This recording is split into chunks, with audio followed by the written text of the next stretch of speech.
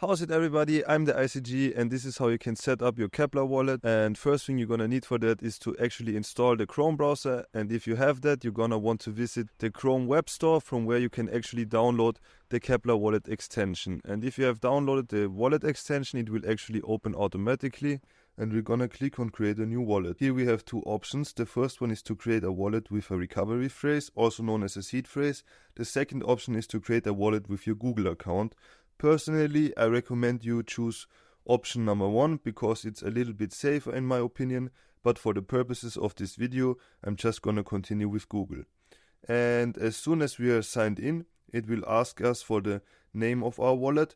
The name doesn't really matter, it's just there for your own organization in case that you have multiple wallets or something like that. And then we obviously must choose a password. And at this point I want to intervene and warn you that you actually cannot recover your wallet with the wallet name and password. If you want to recover your wallet, you're gonna need this, the private key.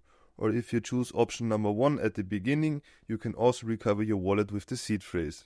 If we continue now, we will be able to choose the different chains we want to connect with. I'm just gonna choose all of them, and with that we have basically finished the last step. So congratulations, you have now successfully created your own Keplr wallet. But before you go, I want to show you one last thing real quick, which is the Keplr dashboard, from where you can access all the staking and governance features. So there you have it. As you can see, it's really not complicated at all. Thank you guys for watching, and I hope I see you in the next one. Bye.